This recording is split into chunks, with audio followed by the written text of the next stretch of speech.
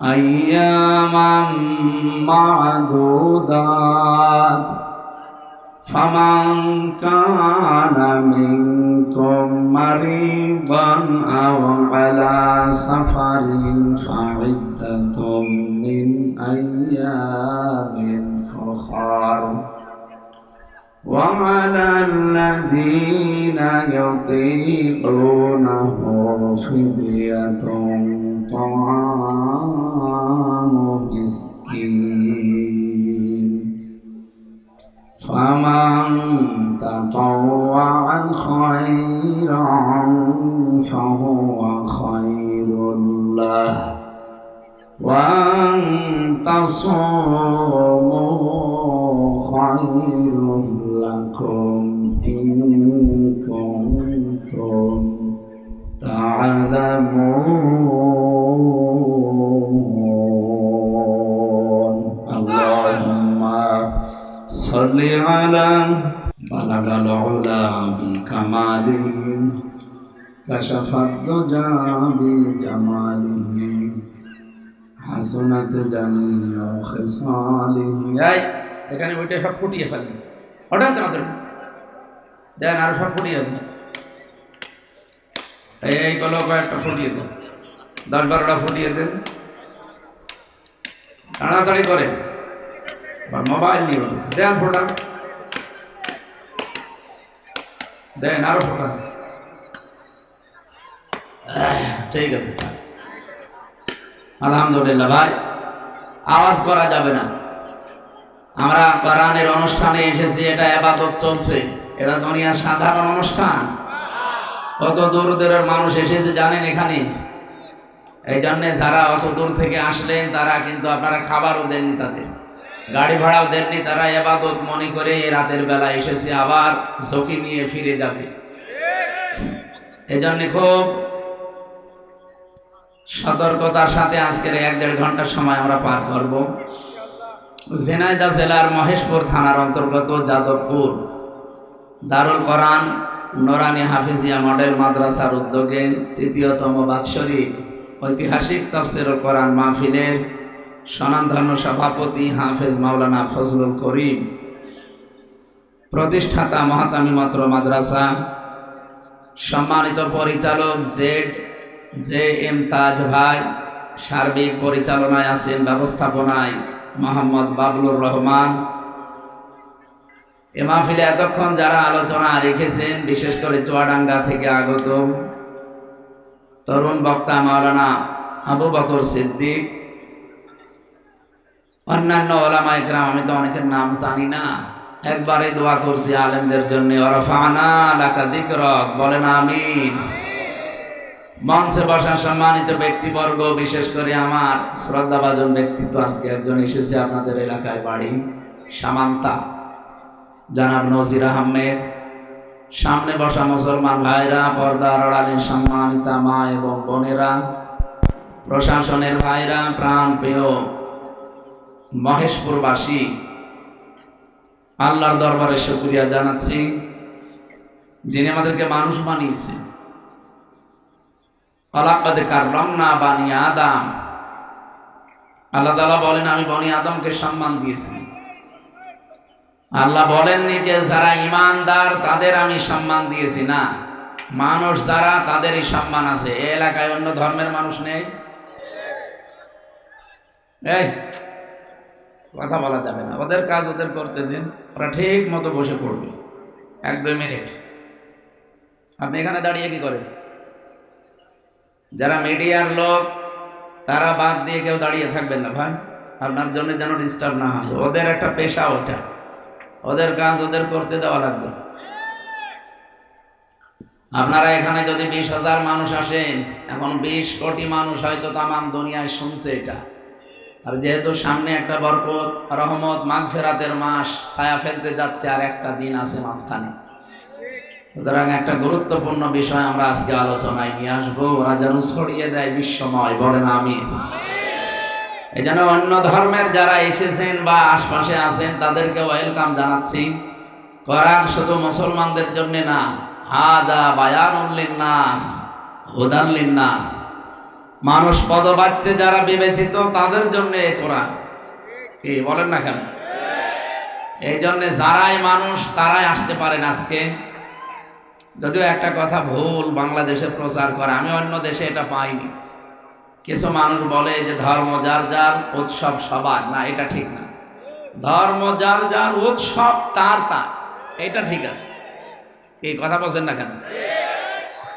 কিছু মানুষ দুর্বিসন্ধি করে এখানে একটা প্রতারণা করার মাধ্যমে ধোঁকাবাজি করে কিছু ভোট পাওয়ার জন্য নিজের ইমানটা এভাবে বিক্রি করে দেয়। আপনি কি জানেন এই কথা বললে কোরআনের আয়াতের সাথে আপনার কথা সাংঘর্ষিক?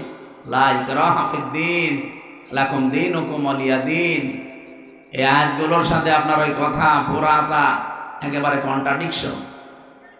এই জন্য আমরা এই কথা যেন আর না বলি। দুনিয়ার এই সমস্ত ফেরে বেপড়ে ইমানটাই হারিয়ে ফেলি অনেকে। এমনকি কিছু মানুষ এখন বলতে শোনা যায় তাদেরকে, যারা বলে কোরআনের সাথে রাজনীতির কোনো সম্পর্ক নেই, এরা মুনাফিক। কোরআন দিয়ে রাজনীতি করা ফরজ। 918 জায়গায় এরকম আয়াত আল্লাহ কোরআনে দিয়েছেন। কত জায়গায়? 918 জায়গায়। আগামী থেকে আশপাশে কোনো থানায় জেলায় আসলে আপনারা পোস্টারের নিচে লিখে দেবেন আমির হামজা রাত 8টায়। এভাবে লিখে দেবেন, যদি পারেন নেবেন, না হলে আমার দাওয়াত নেওয়ার দরকার নেই। অন্য যারা আছে তাদের নিয়ে আসবেন, কারণ আমাকে বেঁচে থাকা লাগবে আগে। জালেমরা 3টা বছরে আমার শরীরে কিচ্ছু রাখে না, সব শেষ করে দিয়েছে। এমন কোনো জায়গা নেই যা ওরা টর্চার করে না। এই জন্য আমি তো অসুস্থ। এই শরীর নিয়ে টিকে থাকতে হলে ডাক্তাররা বলছে পর্যাপ্ত পরিমাণে ঘুম লাগবে, কারণ 3 বছর বহু ঘুমের ঘাটতি গেছে। প্রশ্ন আসতে পারে যে 3 বছর তো কোনো কাজই করেননি, শুধু এক ঘরে বসেছেন, ঘুমাতে পারেন? আরে ভাই, ঘুম আসে। ঘুমের বড়ি খেয়েও ঘুম আসতো। শুধু আমার ওই মেয়েটার কথা মনে পড়তো যে কেমন আছে ফারিহা জান্নাত। জালেমরা 3টা বছর তারও দেখতে দেয়নি।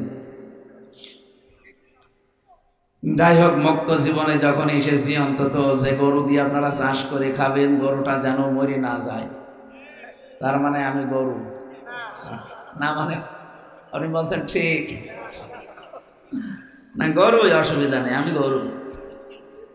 গরুদের কোনো হিসাব আছে? কম তো রাবা, আল্লাহ বলবেন মাটি হয়ে যা, কিয়ামতে মাটি হয়ে যাব। আপনাদের এই কথা যেন আল্লাহ কবুল করে কিয়ামতে আল্লাহ গরু মনে করে মাফ করে দেয়।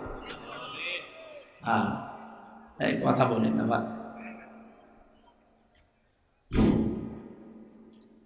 তো যে কথাটা বলেছিলাম লাকুম দীনুকুম ওয়ালিয়া দীন, এই কথা বলা ঠিক না যে ধর্ম যার যার, উৎসব সবার। এর অর্থ হচ্ছে ধর্ম যার যার, উৎসব তার তার।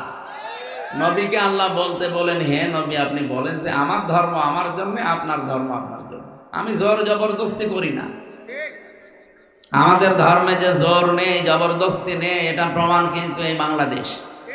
কারণ আমরা 96% মুসলমান, আর অন্য জাতি মাত্র 4%। যদি জোর থাকতো, জবরদস্তি থাকতো আমাদের ধর্মে, বলেন তো 4% হিন্দু থাকতে পারতো? পিটিয়ে মুসলমান বানিয়ে ফেলতাম না? কিন্তু আমাদের নেই। ফাইন্নামা আলাইকাল বালাগ ওয়া আলাইনাল হিসাব। হে নবী, আপনার দায়িত্ব পৌঁছিয়ে দেওয়া, আর হিসাবের দায়িত্ব কার? বলেন বলেন, যেন আমরা সঠিকভাবে তুলে ধরতে চাই। আপনার ইচ্ছা হলে আপনি মানবেন, যদি ইচ্ছা হয় যে না আমি মানতে চাই না, এই কি করে এরা?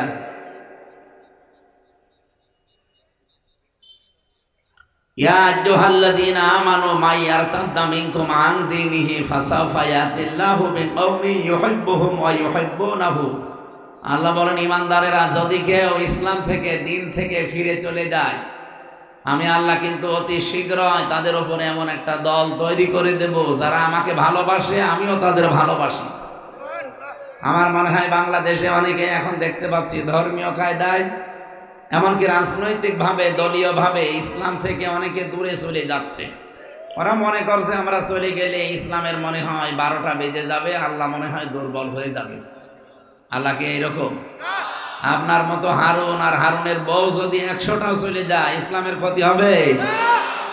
আল্লাহর সিদ্ধান্ত হচ্ছে ফাসাউফা ইয়াতিল্লাহ, যদি কেউ আমার দিন থেকে ফিরে যায়, অতি শীঘ্রই আমি আল্লাহ এই দেশে ওই জাতির উপরে এমন একটা দল তৈরি করে দেব, ইউহিব্বুহুম, যাদেরকে আমি নিজেই ভালোবাসবো, ইউহিব্বুনাহু, তারাও আমাকে ভালোবাসবে। এরকম দল বাংলাদেশে তৈরি হবে না হবে না? এখন যেভাবে দেশে ধর্মীয় কায়দায়, রাজনৈতিক কায়দায় মানুষ আল্লাহর দিন থেকে, আল্লাহর বিধান থেকে ফিরে চলে যাচ্ছে। চট্টগ্রামে এই যে কি যেন মাঝ ভান্ডারি নাম আছে, নইমুদ্দিন না মঈনুদ্দিন মাঝ ভান্ডারি, এই শয়তান যে কথাবার্তা গুলো মানুষের সামনে বলে, কিছু মানুষ বসে শোনেও। ও বলে আল্লাহর ওলির দরবারে মানুষ গাঁজা খেতে আসে পবিত্র হওয়ার জন্য। এই যে এইরকম কথাবার্তা যারা বলে, গাঁজা খাওয়ার জন্য এদেশে পুলিশ ধরে জেলে দেয়। কোথায় দেয়? অথচ আমরা দেখলাম এই 3 বছরে তো অনেক গাঁজাখোর জেলের ভেতরেও গাঁজার গাছ লাগিয়েছে। জেলার একদিন এসে বলছে, এই তুই গাঁজা পেলি কোথায়, বীজ পেলি কোথায় যে গাঁজার গাছ লাগালি? বলছে স্যার আমি কোর্টে গিয়েছিলাম মামলার হাজিরা দিতে, আমারও তো কিছু হিতাকাঙ্ক্ষী বাইরে আছে, তারা আসার সময় গাঁজার পোটলা দিয়েছিল, তো ওইটা তো ধরা পড়ে যাবে মেশিনে, এই জন্য মুখের ভেতর নিয়েছিলাম। এই বীজগুলো কায়দা করে মুখের ভেতরে এক কোনায় লুকিয়ে রেখেছিলাম, মেশিনে তুলে দিয়েছে, কিন্তু ওইটা ধরা পড়েনি। আমার মনে হয় মেশিন ওই সময় নষ্ট ছিল। তাছাড়া আমার মাজায় একটা তার থাকলেও দেখতে পায়, আর ওর উপর গাঁজার পোটলা দেখতে পেল না, মানে ওইভাবে ঢুকে পড়ার পরে বলছে আমি ওইটা পানি খাওয়া যে বোতলের মুখ কেটে ফেলে ওর ভেতরে মাটি দিয়ে ওই টব বানিয়ে গাছার গাছ লাগিয়েছে আজ 2 মাস আগে। দেখেন স্যার কত বড় হয়েছে।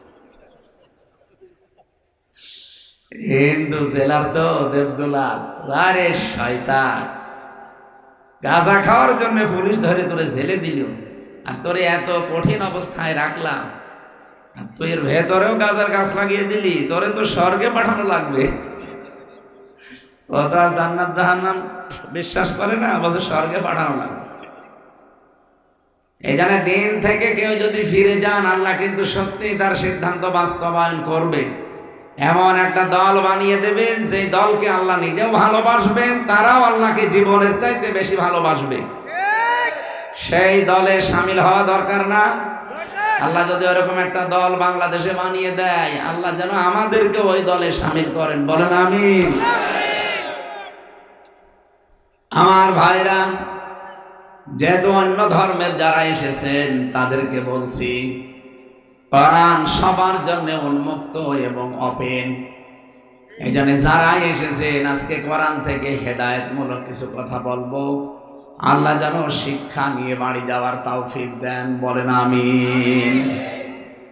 দরুদ আর সালাম পড়ছি আমাদের নবী মুহাম্মদুর রাসূলুল্লাহ সাল্লাল্লাহু আলাইহি ওয়াসাল্লামের প্রতি, যার আদর্শ পেয়ে আমরা এখনো পর্যন্ত খুশি আছি।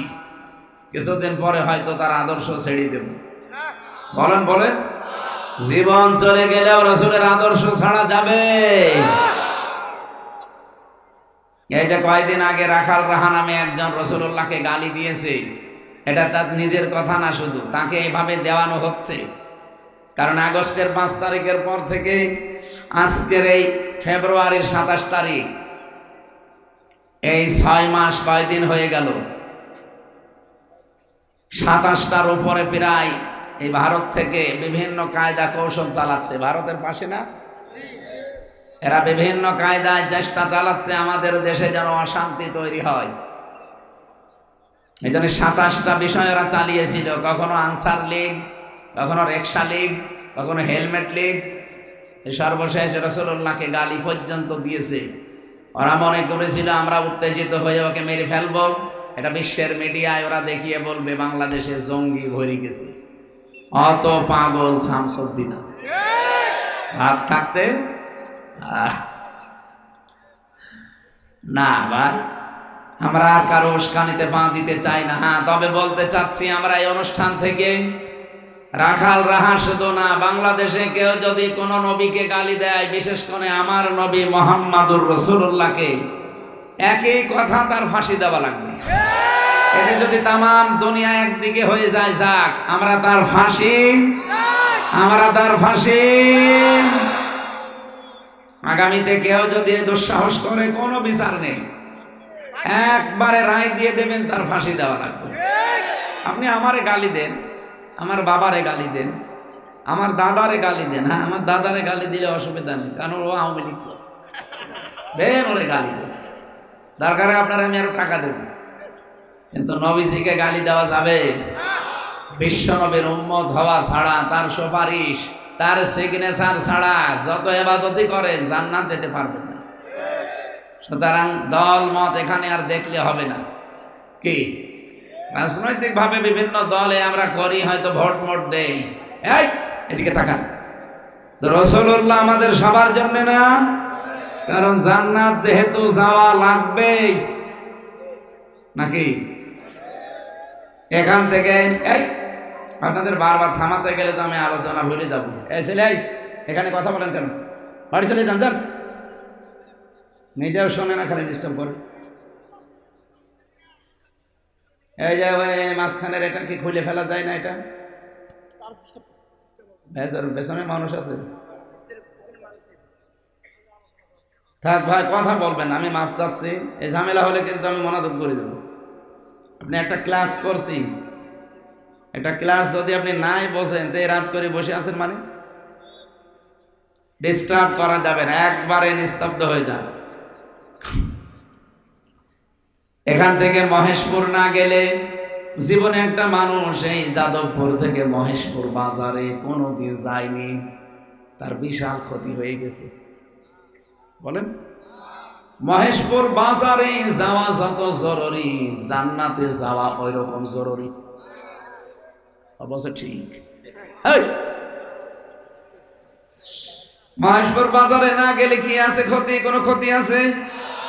জীবনে এখানে বহু মানুষ পাবে, জীবনেও কোনোদিন মহেশপুর বাজারেও যায়নি এমন মানুষ আছে, ওর জীবন কেটে চলে গেল। কিন্তু জান্নাতে যাওয়া এরকম জরুরি না, এর চাইতেও 1000 গুণে জরুরি। এই জন্য জান্নাতে যেতে হলে যেহেতু রাসূলুল্লাহ সিগনেচার লাগবে, ওনার সই থাকবে, তাছাড়া আপনাকে আল্লাহ জান্নাত দেবে না। ওনার সই পাওয়ার জন্য আগে যিনি বলছিলেন যে আল্লাহকে ভালোবাসতে চাইলে রাসূলুল্লাহকে আপনাকে অনুসরণ এবং তাকেও ভালোবাসা লাগবে। আমি আয়াত থেকে কয়েকটা তথ্য পেয়েছি, হয়তো উনি সময় পাননি, এই জন্য ভালোভাবে বলতে পারেননি। এদিকে তাকান ভাই। কুল ইন কুনতুম তুহিব্বুনাল্লাহা ফাত্তাবিউনি ইউহিব্বুকুমুল্লাহ। হে নবী, আপনি বলুন, তোমরা যদি বলো আল্লাহ তোমাকে ভালোবাসি, এ দাবি আমাদের নেই? এ দাবি আমাদের আছে যে আল্লাহ তোমাকে ভালোবাসি?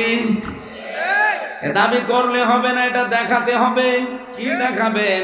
ফাত্তাবিউনি, আল্লাহ বলেন আমার রাসূলের অনুসরণের মাধ্যমে দাবি পূরণ করো। তার মানে যারা দাবি করছি আল্লাহ তোমাকে ভালোবাসি, একমাত্র পদ্ধতি রাসূলুল্লাহকে অনুসরণ করা লাগবে। আল্লাহ বলেন আমি 2টা উপকার তাহলে করব। ইউহিব্বুকুমুল্লাহ, আমি আল্লাহ নিজেই তোদেরকে ভালোবাসা আরম্ভ করব, না করেছি, করব। ইউহিব্বু এটা মোজারে, বর্তমান, ভবিষ্যৎ, প্রেজেন্ট, ফিউচার। সত্যি যদি কেউ রাসূলুল্লাহর অনুসরণ আরম্ভ করে, তাকে আল্লাহ নিজে ভালোবাসা শুরু করবে। আর আল্লাহ যদি কাউকে ভালোবাসা আরম্ভ করে, যুনুবাকুম, যত অপরাধ আছে সব মাফ করে দেবে, না দিয়েছে? দেবে। ওয়ায়াগফির লাকুম, এইটাও মুসারিফ। জাম্বুন আল্লাহ না দিয়ে জনব দিয়েছেন, এ কারণে সত্যি যদি মহেশপুরবাসী আপনি রাসূলুল্লাহকে অনুসরণ আরম্ভ করেন, এখন থেকে পেছনে যত অপরাধ ছিল সবগুলো আমার আল্লাহ মাফ করে আপনাকে ভালোবাসা আরম্ভ করবে। এবার আমার প্রশ্ন, যেহেতু ক্লাস চলছে, ছাত্রের মতো জবাব দেবেন। রাসূলুল্লাহর অনুসরণ করা লাগবে আংশিক না পূর্ণাঙ্গ? আপনি নিজের দিকে তাকিয়ে বলেন তো, আপনার রাসূলুল্লাহর আদর্শ অনুসরণ কি পূর্ণাঙ্গ না আংশিক? আপনি নিজের দিকে তাকিয়ে বলেন আপনার অবস্থান আজ কোথায়। আপনার মাথা থেকে শুরু করে পা পর্যন্ত, আপনার রান্নাঘর থেকে একেবারে সংসদ পর্যন্ত পুরা জীবনে মিলিয়ে বলেন আপনার রাসূলুল্লাহর অনুসরণ হচ্ছে আংশিক না পূর্ণাঙ্গ? আংশিক। আংশিক অনুসরণ করলে আল্লাহ মাফ করে দেবে, জান্নাতে দেবে, নিজে ভালোবাসবে। এ কথা কোরআনে পেয়েছেন? আমি তো পাইনি। আমার কোরআনের উপরে অনার্স মাস্টার্স করা, পুরা কোরআনের উপরে আমি তো পাই। এই গল্প করছেন মানে ভান্ডামি করার জায়গা পাই।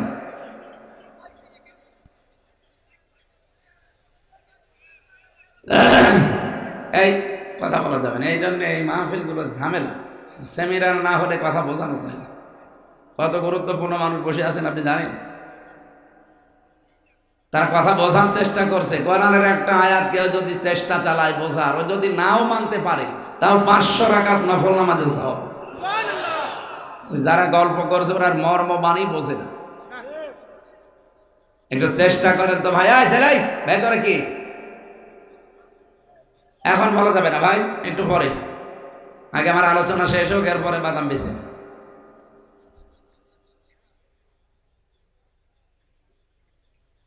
মহেশপুরবাসী, এই আয়াত থেকে আমরা যতগুলো তথ্য তাফসীর থেকে বের করলাম, তার মানে আমি নিজের দিকে তাকিয়ে বলতে পারি আমার অনুসরণ এখনো পূর্ণাঙ্গ আরম্ভ হয়নি, আংশিক হচ্ছে।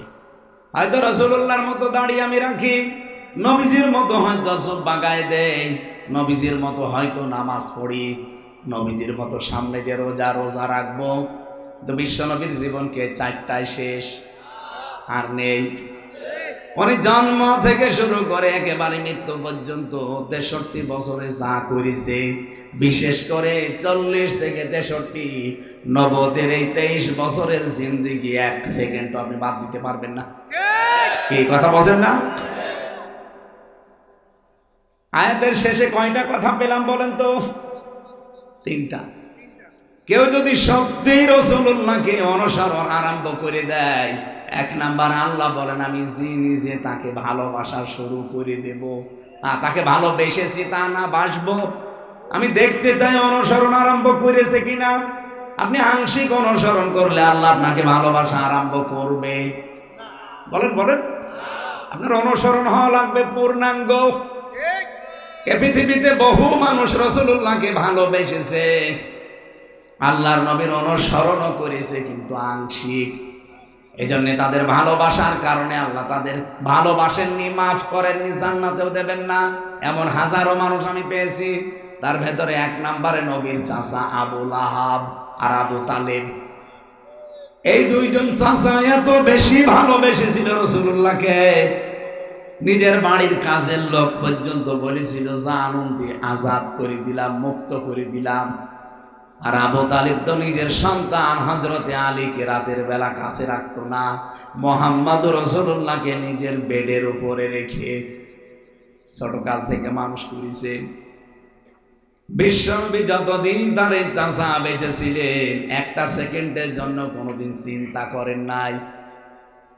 এত বেশি আগলিয়ে রাখতেন, অথচ এই লোকটার অনুসরণ ছিল না রাসূলুল্লাহর, ভালোবাসা ছিল। আবু লাহাবের ভালোবাসা পেয়েছি জীবনে, কিন্তু রাসূলুল্লাহর অনুসরণ আমি পাইনি। এই জন্য এই 2 চাচাকে আল্লাহ নিজে ভালোবাসেননি, মাফ করেননি, আর জান্নাতে তো দেবেনই না। এ পর্যন্ত বুঝেছেন? এবার রাসূলুল্লাহর আপন চাচার সাথে আপনি নিজের মিলান। আপনিও ভালোবাসেন রাসূলকে, আমি জানি। রবিউল আউয়াল আসলে আপনি মিলাদ পড়বেন, জিলাপি খাবেন, খিচুড়ি খাবেন, আমিও জানি। কি করবেন না এটা? তা আপনার যেমন দাড়ি বড় বড়, আবু তালেবেরও দাড়ি এত বড় ছিল। ওর জীবনী পড়ে দেখেন, পুরাটা ওর শরীরের স্ট্রাকচার দেওয়া আছে। আবু তালেবেরও দাড়ি কিন্তু রাসূলুল্লাহর মতো বড় ছিল। আবু তালেবেরও জামা রাসূলুল্লাহর মতো জুব্বা ছিল বড়।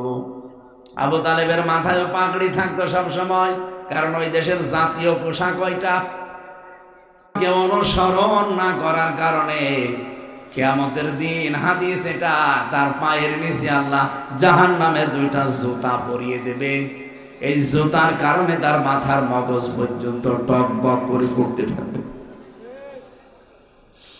আর আবু লাহাবের জীবনী পড়ে দেখেছি, সায়াসলা নারং দাতা লাহাব ওয়া মারাতুহু হাম্মালাতাল হাতাব। রব্বুল আলামিন বাক্য শুরু করার আগে সিন দিয়েছেন সায়াসলা। আরে ভাই আসলা দিলেও কিন্তু অর্থ হয়ে যেত, সিন দিলেন কেন? এখানে বালাগাত মানতেক যারা পড়ায় বা পড়তে পারে, বালাগাত মানতেকে সিন শব্দটা 13টা অর্থে ব্যবহার হয়। সিন আছে, সাউফা আছে, কদ আছে, লাম আছে, এরকম 13টা। কোন সেন্টেন্সের আগে যদি একটা ব্যবহার হয়, বাংলা অর্থ দাঁড়ায় তখন যে অতি তাড়াতাড়ি। আল্লাহ বলেন অতি তাড়াতাড়ি আমি আবু লাহাবকে জ্বলন্ত আগুনে প্রবেশ করাবো, না করিয়েছি? ইয়াসুলা এটা মোজারে, বর্তমান ভবিষ্যৎ, প্রেজেন্ট ফিউচার, তার মানে সামনে আমি ওরে করাবো। যেহেতু মারা গেছে, ও দুনিয়ায় আছে, ও মারা গেছে, এই জন্য ওর আযাবও শুরু হয়ে গেছে। বিশ্বনবী মেরাজে দেখেছিলেন যে চাচা আবু লাহাব এই আঙ্গুল দুইটা মুখের ভেতর দিয়ে চুষতেছে। ডাক দিয়ে বলে, চাচা কি কি অবস্থা আপনার? বলে, ভাতিজা তোমার জন্মের পর এই দুইটা আঙ্গুল দিয়ে আমি আমার বাড়ির কাজের মেয়ে তাকে আমি আজাদ করে মুক্ত করে দিয়েছিলাম, কারণ ওই জামানায় মানুষ বিক্রি হতো। এই মেয়েটাকে আমি বহু টাকা দিয়ে কিনে এনেছিলাম বাড়িতে কাজ করার জন্যে। আমার হুকুম ছাড়াও বাড়ির বাইরে এক পাও রাখতে পারতো না, তাহলে পিটানি খেত। কিন্তু যেদিন তোমার জন্ম হয়, এই দাসীটা, ওর নাম সোয়াইবিয়া, ও একেবারে এক দৌড়ে বাড়ি থেকে বের হয়ে আমার কাছে এসে বলেছে, মালিক আপনার মরা ভাই আব্দুল্লাহর সন্তান হয়েছে, খুব সুন্দর।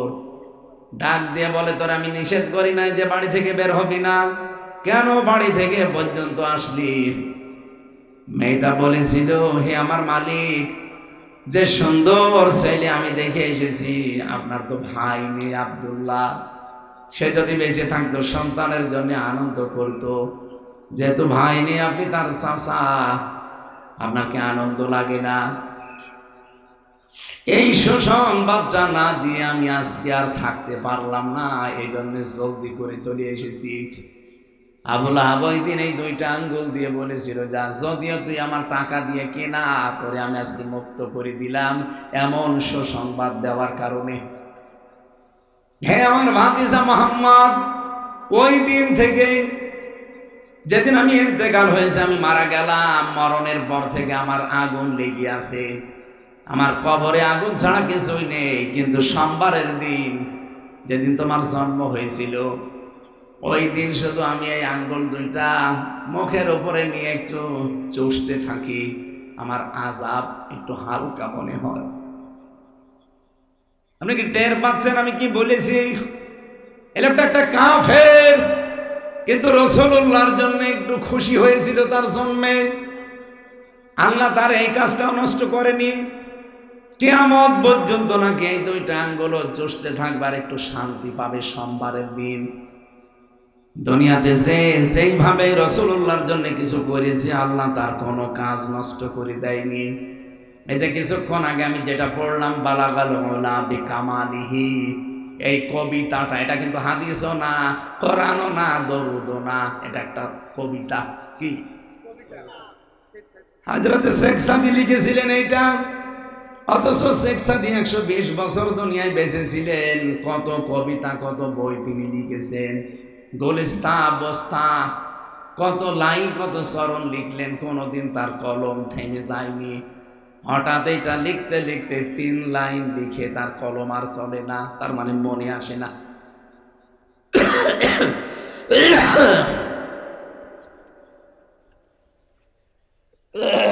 মনে আসে না, এজন্য উনি আর কিছু লিখতে পারেন না।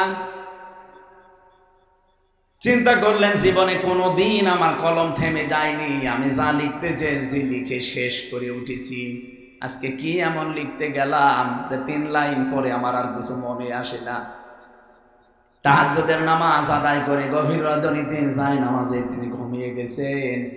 স্বপ্নের ভেতরে বিশ্ব নবী এসে ডাক দিচ্ছে, সাদি ওঠো, কি হয়েছে তোমার? হযরতে শেখ সাদি বলেছিল, হে রাসূল, জীবনে বহু কবিতা লিখেছি, বহু উপন্যাস লিখেছি, কোনোদিন আমার কলম থেমে যায়নি। হঠাৎ আজকে আপনার নামে আমি কিছু লিখতে গিয়ে দেখি আমার আর কিছু মনে আসে না। নবীজি বললেন, কি লিখেছো দেখি একটু শোনাও। স্বপ্নের ভেতরে তিনি শুনিয়ে দিলেন, বালাগালুনা বিকামালিহি কাশাফাত দুজা বিজামালিহি হাসনাত জামিউ খিসালিহি। বিশ্বনবী ডাক দিয়ে বলেন, সাদি কলমটা হাতে নাও, আর এই লাইনটা চতুর্থবারের মতো লিখে নাও, সাল্লু আলাইহি ওয়া আলিহি। বলেন আল্লাহু আকবার। হযরতে শেখ সাদির এই কবিতাটাও আমার আল্লাহ নষ্ট করে দেয়নি, এটা চিরন্তন করে রেখে দিয়েছে। আপনি লক্ষ্য করেন, কোন মানুষ যখন এটা পড়ে, যার ভেতরে নবীর ভালোবাসা, প্রেম, মহব্বত আছে, দেখবেন কি আনন্দ নিয়ে পড়ে। অথচ এটা কোরআনও না, হাদিসও না, এটা কবিতা মাত্র। আমরা তো কত কবিতায় পড়ি, এত আনন্দ পাই। এই কবিতার কারণে এই শেখ সাদিকে আল্লাহ পাক চিরন্তন করে দিয়েছেন দুনিয়ার মানুষের কাছে। কিয়ামত পর্যন্ত দুনিয়ায় মানুষ আসবে, আমার মনে হয় কথা বলার আগে অনেকেই এইটা মহব্বত নিয়ে পড়তে থাকে। তার মানে আমি দুইটা কথা বলেছি, আবু লাহাব এবং শেখ সাদি, তারা জীবনে কি করেছিল হালকা হালকা, আমার আল্লাহ ওইটাও নষ্ট করেননি। এই জন্য নবীজির জন্য যে যা করবে আল্লাহ ওইটা নষ্ট করে না, তুলে রাখে। হয় দুনিয়ায় দিয়ে দেয়, না আখিরাতে আল্লাহ ভরপুর করে দান করবে। তাহলে আমাদেরকে বিবেকে নাড়া দিচ্ছে না যে রাসূলুল্লাহর সুপারিশ ছাড়া, তার সিগনেচার ছাড়া কেউ যখন জান্নাত পাবে না, তাহলে তার অনুসরণ এখন থেকে আরম্ভ করা দরকার, আংশিক না পূর্ণাঙ্গ। আপনার মাথা থেকে পা পর্যন্ত মিলান, কয়টা সুন্নাত আপনি মানেন? ওনার জীবনের 23টা বছরে যা যা করেছে আপনি কয়টা মানতে পারেন? আমরা যখন পূর্ণাঙ্গ কথাগুলো তুলে ধরি, তখন কিছু মানুষের মন খারাপ হয়ে যায়, বলে না এটা রাজনীতি। আরে ভাই, এটা যদি রাসূলুল্লাহর জীবনে থাকে, আপনার কাছে রাজনীতি মনে হয় কোন কারণে? ওনার নামাজ ছিল জীবনে, এটা তো রাজনীতি মনে করেন না। উনি রোজা রেখেছিলেন 1 মাস, কোনোদিন তো আপনি রাজনীতি বলেন না যে রোজা রাখা রাজনীতি বলেছেন? বলেছেন কোনোদিন যে নামাজ পড়াও রাজনীতি? এইটা যদি নামাজ পড়া রোজা রাখা রাজনীতি মনে না হয়, উনি যে 10 বছর এই কোরআন দিয়ে রাষ্ট্র চালিয়েছিলেন, এইটা আপনার কাছে রাজনীতি মনে হয়, আপনি কি পাগল না ধান্দাবাজ? বলেন। এরকম ধান্দাবাজ আজ দিন দিন বের হচ্ছে। ওরা মনে করছে একটা দলকে আমরা গালি দিলেই মনে হয় ওই দলটা শেষ হয়ে যাবে। ওদেরকে গালি দিয়ে আমরা মানুষকে বোঝাবো যে আমরা ইসলাম নেই, মানি না। আপনি ওকে গালি দিয়ে কি করবেন? ইসলামের মালিক কেউ নাকি? ইসলামের মালিক হামজা কে? নবীজিও ইসলামের মালিক না, নবী ইসলামের খাদেম। কি কথা বলেন না কেন? নবীজি কি মালিক? নবীজি খাদেম ছিলেন। ইসলামের মালিক শুধুমাত্র কেবলমাত্র একমাত্র একজন, ইসলামের, তিনি আমার আল্লাহ। বলেন, আমি ইসলাম পাঠিয়েছি। আমার ইসলাম থেকে মাইয়ার তাদ্দান বাবে ইফতেআল ইরতেদাদ, এ শব্দের বাংলা অর্থ হচ্ছে হক থেকে বাতিলের দিকে যারা ফিরে যায়। আর এটা আমি বাংলাদেশে এখন বেশি দেখতে পাচ্ছি। ইসলামের নাম নিয়ে অনেকে আজ ইসলামী ভাবে, ইসলামী কায়দায় কত মানুষ আল্লাহর আসল দিন থেকে নকল দিনের দিকে ফিরে চলে যাচ্ছে। দেখেন বিভিন্ন দরবার কেন্দ্রিক যে ইসলামগুলো, আসল ইসলামের খবর নেই সেখানে। আরে মরণের পরে আপনাকে যে প্রশ্ন করা হবে ওইগুলো সেখানে শেখানো হয় না। আন্দাজে বানিয়ে তারা ইসলাম নিয়ে মানুষের ভেতরে একটা বিভ্রান্ত তৈরি করে দেয়। মরণের পরে আপনার সিলেবাস থাকবে মার রব্বুকা, তোমার রবকে, অমা দিনুকা, তোমার দিন কি, অমান নবিয়ুকা, তোমার নবীকে। এই 3টা থাকবে না। বলেন বলেন, আপনি এই 3টা প্রশ্নের জবাব ঠিক করেন। ঝিনাইদহবাসী, আমি আমার ইমান থেকে বলছি, খুব ভালো করে খেয়াল করেন। হয়তো আপনি আর 50 বছর পরে এখানে থাকবেন না, আমিও মনে হয় থাকবো না। কারণ এখন আমার 33 বছর, 50 বছর পরে তো 83 বছর হয়ে যাবে। আর এতদিনে দেশে হায়াত পাওয়া যায় না। মানুষ এখন 60-70 বছর বয়সে পটল তুলছে কি। সেই হিসাবে সবাই যেহেতু আমরা মাটির নিচে যাব, নতুন মানুষ এসে এখানে জমা হবে, তারা এই জমি চাষ করে খাবে। তাহলে আমরা এখন আছি মুসাফির। বলেন মুসা, আরো জোরে বলেন মুসা। মুসাফিরকে কোনদিন দেখেছেন যে গাছতলায় মুসাফির 2 মিনিটের জন্য দাঁড়িয়েছে? ও কি মনে করে যে এই গাছতলায় আমি কিয়ামত পর্যন্ত থাকবো? তা আমরাও তো ঠিক ওই অবস্থায় আছে। হযরতে মুসা নবীর জীবনী পড়েছি, তিনি একবার সাগরের পাশ দিয়ে যাচ্ছিলেন, নদীর পাশ দিয়ে। হঠাৎ দেখেন এক বুড়ি মহিলা কান্নাকাটি করে, ডাক দিয়ে বলে, বুড়ি মা কাঁদেন? বলে, হ্যাঁ, আমার ছেলের জন্যে। কি হয়েছে?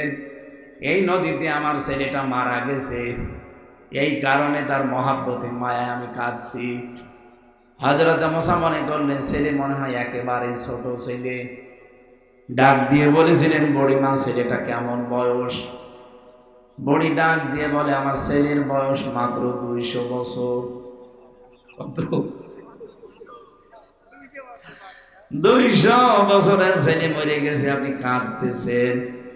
অথচ এমন একটা জামানা আসবে, ওই জামানার মানুষের হায়াতি হবে মাত্র 60-70 বছর। বুড়ি ডাক দিয়ে বলে, ও নবী মুসা, ওই জামানায় কি মানুষ ঘর বাড়ি বানাবে? বানাবে না মানে বিশাল বিশাল বিল্ডিং তুলবে। আমার কুষ্টিয়ায় 42 তলা বিল্ডিং অলরেডি বানিয়েছে। 42 কেবল বাংলাদেশের ভেতরে এটাই সবচাইতে উঁচা বিল্ডিং। কত? 42 তলা। কাবা শরীফের পাশে একটা আছে 110 তলা।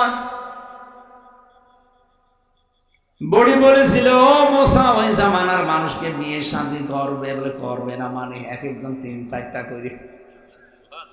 আমার কুষ্টিয়ার, আমার যেখানে বাড়ি হালসা পাঠিকা বাড়ি, ওখানে একটা লোক ইতালি ছিল, ওই শয়তান একসাথে 9টা বিয়ে করেছে। এখন 8টা বউ একসাথে আছে, যদিও এটা হারাম কাজ, তারপরেও দেখেন 8টা বউ চালাচ্ছে। আমরা একটাই নিয়ে চলতে পারি না, আর 8টা চালিয়ে চলে যাচ্ছে। যদিও কাজটা জায়েজ নেই, হারাম কাজ। উম্মতের জন্য 4টার অধিক বিয়ে করা জায়েজ আছে। বুড়ি বলেছিল, ও নবী মুসা, ওই জামানায় বাচ্চা কাচ্চা কি হবে? হবে না মানে এক একজনের 20-22টা। আমার নিজের গ্রামে এক মহিলার 22টা ছেলে মেয়ে, 12টা মেয়ে, 5টা ছেলে, একটাই মা। আমি মনে করলাম যে আল্লাহ, এই লোক যদি 4টে বিয়ে করতো, এক একজনের যদি 17টা করে হইতো, 417। চিন্তা করে দেখিস, পুরা গ্রাম। মুসা নবী বলে, ও মা, বুড়ি মা, মানুষ বিয়ে শাদী করবে, ছেলে মেয়ে হবে, ঘর বাড়ি বানাবে। বুড়ি তখন আফসোস করে কান্না বন্ধ করে বলেছিল, মুসা, আমি কান্নাই বন্ধ করে দিলাম। আমার আফসোস লাগে, তুমি যে কথা শোনালে মাত্র 60-70 বছর, ওই রকম হায়াত যদি আমরা পেতাম, একটা গাছের নিচে বসে সুবহানাল্লাহ বলে কাটিয়ে দিতাম। সেই হায়াত আমরা পেয়েছি, এই কথা বলেন। তারপরও কোনো গ্যারান্টি এখন আছে? যেভাবে চিন্তায় ডাকাতি রাহাজানি আর কোপাকুপি আরম্ভ হয়েছে, 1 সেকেন্ডেরও গ্যারান্টি নেই। কি অবস্থা আরম্ভ হয়ে গেল বাংলাদেশে। এই জন্য স্বরাষ্ট্র উপদেষ্টা খুব খেপে গেছে। উনি গত পরশুদিন ঘোষণা দিয়েছে, যদি চাঁদাবাজ, কোন ছিনতাইকারী, কোন ডাকাত, কোন চোর যদি ধরা পড়ে, ও আর মামলা দেওয়ার দরকার নেই, পিটিয়ে জায়গায় মেরে খাবে। মানে যা আরম্ভ হয়েছে এইটা ছাড়া এখন আর সম্ভব না। কি কথা বলো না কেন? এগুলো কিন্তু করছে সব ওই জালেমরা আর জালেমের দোসররা বিভিন্ন রূপ নিয়ে এসে। ওরা তো সরাসরি এখন আর পরিচয় দিতে পারে না যে আমি অমুকের অমুক। আমার বংশের যারা ছিল, বললাম না, 100 জনের 98 জন আওয়ামী লীগ, আমার দাদা নিজেও। এখন যে আমি বলবো, এই জন্যে বললাম দাদারে গালি দিয়ে আমি টাকা দেব। ওরা এখন সব মনে হচ্ছে আল্লাহর ওলি হয়ে গেছে। আগস্টের 5 তারিখের আমারে কল দিয়েছিল বিকাল বেলা, আগস্টের 5 তারিখে। বলছে ভাতিজা ভালো হয়ে গেছি। ভালো হয়ে গেছি সব আমরা এখন জামাত ইসলাম। সারা জীবন বললেন আমরা আওয়ামী লীগ, আর এখন আপনি হঠাৎ করে জামাত ইসলাম কেন? বাঁচার কোনো উপায় নেই, নাম বললে পিটিয়ে মেরে ফেলে। ঝিনাইদা একজনকে পিটিয়ে মেরে ফেলেছে না? কবুতর চত্বরে শুনলাম যে পিটিয়ে মেরে টাঙিয়ে রেখেছে তারে। হিরণ হিরণ। আমার ভাইরা, আমি যেটা বোঝাতে চাচ্ছিলাম, আজকে থেকে নতুন, কারণ মাত্র একদিন বাকি আছে রমজানের। এখন থেকে আমি অনুসরণ যদি রাসূলুল্লাহর আরম্ভ করি, আমি আংশিক করব না, পূর্ণাঙ্গ। যে রাসূলের মতো সাল্লু কামা রাআইতুমুনি উসাল্লি, নামাজ পড়ো ওইভাবে যেভাবে আমারে পড়তে দেখো, আমরা ওইভাবেই পড়ি। বলেন বলেন। রোজা রাখি আমরা রাসূলুল্লাহর মতো। আরে ভাই, পৃথিবীতে এমন কোন জাতি নেই যাদের ভেতরে রোজা নেই। আমি বাইরের দেশগুলোতে গিয়ে দেখেছি ইহুদিরা রোজা রাখে, কিন্তু তারা সেহরি করে না। খ্রিস্টানরাও রোজা রাখে, তারা ইফতারি করে না। এই যে মুশরিক যারা হিন্দু, এরাও রোজা রাখে, বাবা মা মরে গেলে উপোস থাকে না খেয়ে। 4,500 ধর্ম দুনিয়ায় আছে, প্রত্যেক ধর্মের লোকেরাই কম বেশি রোজা রাখে, কিন্তু আমার রাসূলুল্লাহর মতো রোজা, বলেন বলেন, আমার রাসূলুল্লাহর রোজা হচ্ছে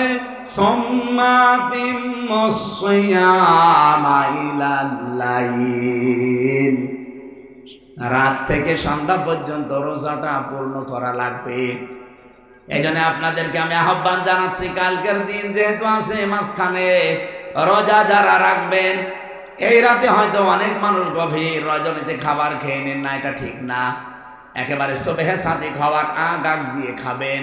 এখন তো ক্যালেন্ডার পাওয়া যায়, যদি আমার মনে হয় 5:10 মনে হয় শেষ হয়ে যাচ্ছে।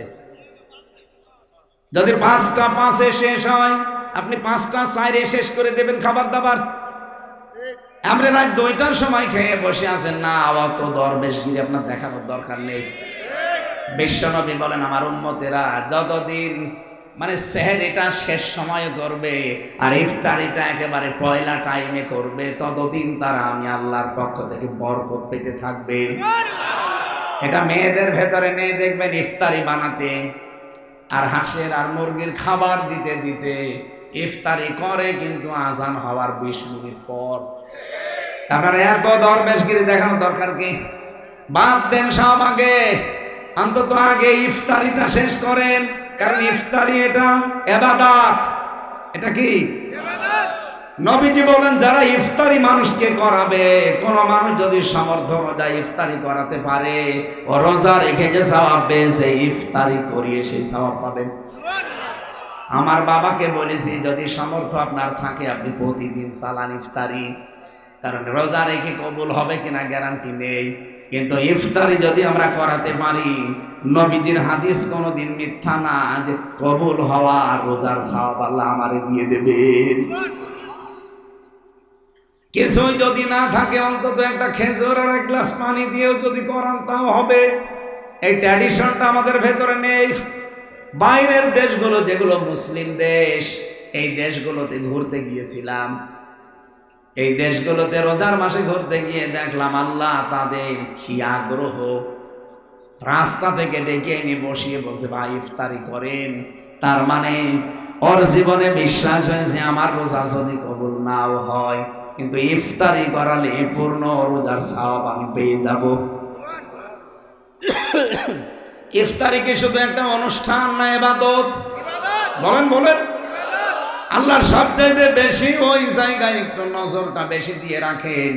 মানুষ যখন সারাদিনের ক্ষুধার্ত পিপাসার্ত শরীর নিয়ে ইফতারি নিয়ে বসে থাকে, আল্লাহ যেন ফেরেশতাদেরকে ডাক দিয়ে বলতে, বান্দা দেখ, ও ফেরেশতারা নিষেধ করতি হামসাকে বানাতে, অথচ দেখ সারাদিন না খাওয়া শরীর, পিপাসার্ত হয়ে আছে, এরপরও খাবার থাকতেও খেতে চায় না। এই দৃশ্যটা দেখে আমি আল্লাহর এত ভালো লাগে, আমি আজকে এই সিদ্ধান্ত নিয়ে নিলাম ওরে আমি মাফ করে দিয়েছি। এই জন্য ইফতারির 5-7 মিনিট 10 মিনিট আগে বসবেন, আল্লাহুম্মা ইন্নাকা আফুউন তুহিব্বুল আফওয়া ফাফু আন্নি। যদি পারেন এটা মুখস্থ করে রাখেন, একেবারেই না পারলে বলবেন আল্লাহুম্মা গফিরলি। একেবারেই যদি কিছু না পারেন বলবেন আস্তাগফিরুল্লাহ আস্তাগফিরুল্লাহ। এইটা বসে বসে পড়বেন। রমজানের একটা বিশেষ আমল আছে, 30 দিনে প্রতি সময় যখনই মনে আসবে পড়বেন লা হাওলা ওয়ালা কুওয়াতা ইল্লা বিল্লাহ। এটা জান্নাতের খাজানসি। সুবহানাল্লাহ বলতে পারেন না? আমি সহ যারা আছি কালকের পর দিন থেকে এটা আমল শুরু হবে। 30 দিন কি বলেন বলেন? নারী পুরুষ আপনার শরীর ভালো থাক আর খারাপ থাক দেখার দরকার নেই, পাক থাকেন না পাক থাকেন কোনো অসুবিধা নেই। যেখানে আছেন, গাড়িতে আছেন, বাড়িতে আছেন, মসজিদে আছেন, বসে আছেন, বলবেন আস্তাগফিরুল্লাহ লা হাওলা ওয়ালা কুওয়াতা ইল্লা বিল্লাহ। যদি পুরাটা পড়তে পারেন ভালো, না হলে অন্তত আংশিক হলেও পড়া লাগবে। লা হাওলা ওয়ালা কুওয়াতা ইল্লা বিল্লাহ। বলেন সুবহানাল্লাহ। কম বেশি রোজা আমরা তাহলে প্রত্যেক জামানায় পেয়েছি। আল্লাহ এখানে ওইটাই আমাদের জানিয়েছেন, কুতিবা আলাইকুমুস সিয়াম, তোমাদের উপর আমি রোজা লিখে দিলাম। তাহলে আজকে একটা ফরজ অন্তত ক্লিয়ার, যে রোজা কি বলেন বলেন? রোজা ফরজ। আর পৃথিবীতে যত ফরজ আছে সব ফরজের বড় ফরজ না, না, রোজা একটা ফরজ। আর পৃথিবীতে যত ফরজ আছে সব ফরজের বড় ফরজ একটা আছে, ওইটা এই আয়াতের ভেতরে পাবেন। এটা না শুনে চলে যাবেন। বলেন বলেন? এটা আজকে শুনে তারপরে বাড়ি যাবেন। তো পৃথিবীর সবচাইতে বড় ফরজ কোনটা? রোজা এমনিতে একটা ফরজ কাজ, নামাজ যেমন ফরজ, যাকাত যেমন ফরজ, হজ যেমন ফরজ, কিন্তু সব ফরজের বড় ফরজ কোনটা ওটা আমি আজকে জানাবো। কোরআনে কারিম থেকে আমরা যদি ওটা জানতে পারি, আজকে আমি সহ যারা এসেছি মাস্ট বি ওটা মানা লাগবে। আল্লাহ বলেন কুতিবা আলাইকুমুস সিয়াম, শুধু তোমাদের উপরে না, কামা কুতিবা আলাল্লাযীনা মিন ক্বাবলিকুম, তোমাদের পূর্বে যত জাতি আমি পাঠিয়েছি প্রত্যেকটা জাতির উপরে আমি এই রোজাটা লিখে দিয়েছিলাম। তার মানে অন্যান্য ইবাদত হয়তো সব জাতির উপরে ছিল না। এই বুঝতেছেন কথা? হজ হয়তো সব জাতির উপরে ছিল না ফরজ, যাকাত হয়তো সব জাতির উপরে ছিল না ফরজ, কিন্তু রোজাটা তামাম পৃথিবীতে যত মানুষ পাঠিয়েছে আল্লাহ প্রত্যেকটি জামানায় নবীদের উম্মতের উপরে ফরজ ছিল। বিশ্ব নবীকে আল্লাহ মেরাজে নিয়ে 50 ওয়াক্ত নামাজ আর 6 মাস দিয়েছিলেন রোজা। কয় মাস? 6 মাস। প্রতিমধ্যে হযরতে মুসার সাথে বারবার দেখা হয়েছিল। তিনি বলেছিলেন, হে আল্লাহর নবী মুহাম্মদুর রাসূলুল্লাহ, আপনি আমার চাইতে অনেক মর্যাদাবান, কিন্তু আপনার চাইতে আমার অভিজ্ঞতা বেশি আছে, আপনার চাইতে আমি দুনিয়ায় আগে গিয়েছি। আপনার উম্মত তো দুর্বল, আমার উম্মত কত শক্তিশালী ছিল, হাজার হাজার বছর তাদের হায়াত ছিল, কিন্তু তাদের মাত্র একটা রোজা ছিল বছরে। কয়টা? একটা রোজা ছিল মাত্র, আর 1 ওয়াক্ত নামাজ ছিল, তাই তারা পড়তো না, সময় পেত না। আর আপনি 6 মাস রোজা দিয়েছে, 50 ওয়াক্ত নামাজ দিয়েছে, আর আপনি আনন্দে লাফান। যান তাড়াতাড়ি করে কমে নিয়ে আসেন। উনি 9 বার গিয়েছে আল্লাহর কাছে, প্রতিবার আল্লাহ 5 ওয়াক্ত করে কমিয়েছে। 5 নং 45 ওয়াক্ত শেষ। 6 মাসের ভেতরে রোজা কমাতে কমাতে মাত্র আর 1 মাস আছে। মুসা নবী বললেন, আপনি আবার যান, দেখেন আর একটু কমে কিনা। মুহাম্মদ রাসূলুল্লাহ বলেন, ভাই মুসা আমার লজ্জা করছে, বারবার আল্লাহ আমাকে দিতে চায়, আর আপনি বলেন কমান কমান। না, আমি আর পারবো না। কোন মুখ নিয়ে যে বলবো যে আল্লাহ আরো কমিয়ে দাও, যা দিয়েছে ওই হবে, আমার উম্মত মানবে। আল্লাহ রাব্বুল আলামিন ফেরেশতা জিবরাইলকে বললেন, যান শুনিয়ে দেন, আমি কিন্তু 50 ওয়াক্ত নামাজ আর 6 মাস রোজা লিখে দিয়েছিলাম, আমার লিখিত জিনিসের কোনো পরিবর্তন। আরো জোরে বলেন। আল্লাহ একবার যেটা রায় দিয়ে দেয়, ওই রায় কিয়ামত পর্যন্ত কোনো রদ বদল হয় না। কিন্তু বাংলাদেশে যে রায় হয়, এটা রদ বদল নেই। এই যে এটিএম আজহারুল, তার রায় দিয়েছিল হাসিনা, যে রায় গত পরশুদিন সে রায় উল্টিয়ে গেছে। আমার মনে হয় সালাউদ্দিন কাদের চৌধুরী যদি বেঁচে থাকতেন, তাকে যদি ফাঁসি দেওয়া না হয়তো, তিনিও এতদিন বাইরের মুক্ত জীবনে আসতে পারতেন। কারণ যে রায়গুলো দিয়েছিল, রায় সব ওই হাসিনার মন মতো, বিচার ব্যবস্থা মন মতো ওদের বানানো, ওদের বিচারপতিও বানানো, প্রসিকিউটর বানানো, সাক্ষীও বানানো।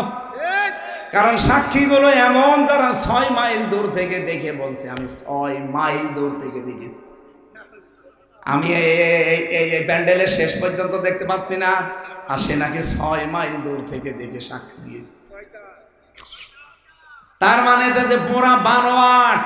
এই কারণে এখন যিনি প্রধান বিচারপতি আছে, আজহারুল ইসলামের রায় আবার তুলেছিল, উনি বলেছে ওটা আগেরটা বাতিল, নতুন করে আবার শুনানির দিন ধার্য হয়েছে। আগে বলতে হবেই না, এখন বলছে হবে। তার মানে আগের পুরা বিচার বাতিল। এ বাংলাদেশের রায় পরিবর্তন হয়, এ বাংলাদেশের সংবিধান পরিবর্তন হয়। কয়বার? 17 বার। কয়বার? বাংলাদেশের সংবিধান 17 বার পরিবর্তন হয়েছে 54 বছরে। অথচ আল্লাহ কোরআনে কারিমে যে সংবিধান দিয়েছেন 17 বার না, কিয়ামত পর্যন্ত একবারও কোনো পরিবর্তন হবে না। আতাম্মাত কালিমাতু রাব্বিকা সিদকাও ওয়া আদলা লা মুবাদদিলা লিকালিমাতি। সূরা নাম 8 নাম্বার বরাবর প্রথম নাম্বার পৃষ্ঠা 10 নাম্বার লাইনে 115 নাম্বার আয়াতে আছে, প্রথম অংশ পাবেন। আল্লাহ বলেন, কোরআনে আমি যা দিয়েছি কিয়ামত পর্যন্ত এটা সত্য। 2 নাম্বারে এটা ন্যায় বিচার ইনসাফপূর্ণ কথা দিয়ে পরিপূর্ণ। 3 নাম্বারে কিয়ামতে কোনো দিন আমার কোরআনের একটা অক্ষর রদ বদল হবে না। আমরা যদি বাংলাদেশে কোরআনের আইন, এটা যদি সংবিধান বানাতে পারতাম 54 বছর আগে, বিনা কারণে যাদেরকে আমরা ফাঁসি দিয়ে মেরে ফেলেছি, এগুলো ফাঁসি দেওয়া লাগতো না। কোরআনের পাখি সত্যি বলেন তো, মন থেকে আজকে যদি বেঁচে থাকতেন, সেই মানুষটাকে যে ধর্ষণ মামলা দিয়েছিল সর্বশেষ, তাদের যে সাক্ষী মেয়েটাকে নিয়ে এসেছিল এই ধর্ষিতা, এই মেয়েটাকে অ্যাডভোকেট তাজুল ইসলাম জিজ্ঞাসা করছে, মা, মাওলানা সাইদি আপনাকে ধর্ষণ করেছে? বলছে জি হ্যাঁ। তা আপনার বয়স কত হবে, জন্ম তারিখ আপনার কত? মেয়েটা বলছে আমি 1975 সালে জন্ম নিয়েছি। ধর্ষিতা হয়েছেন কত সালে? বলছে 1971 সালে।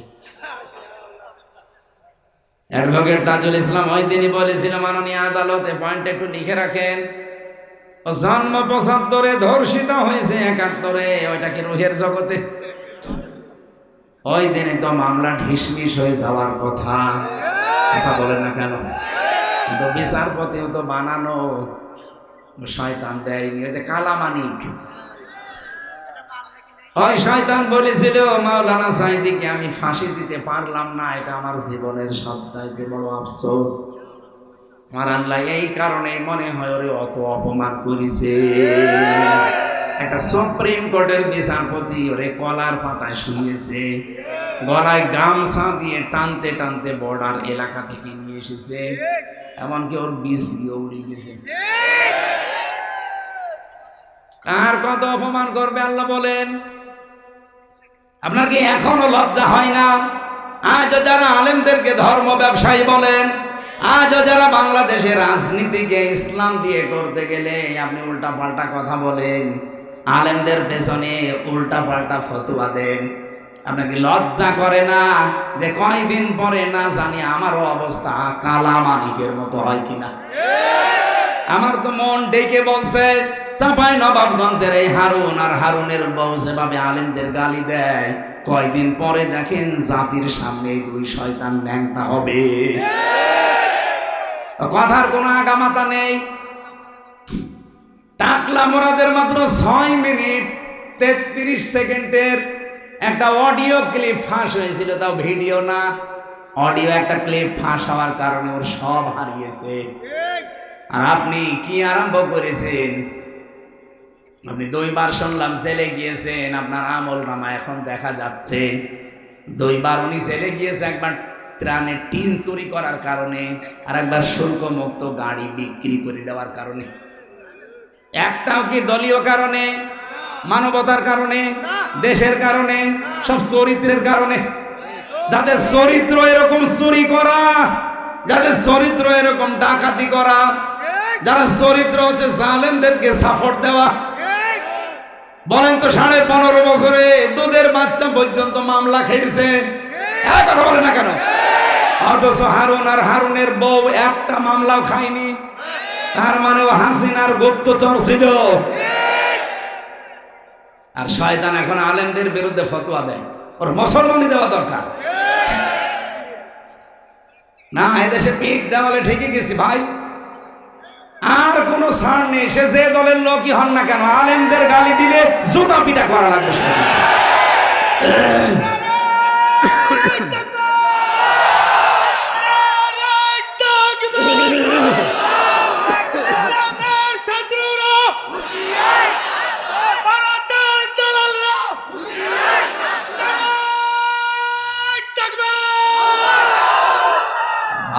দালাল বলার দরকার নেই, কারণ এই সামনে তো সাতারা চলে আসতে।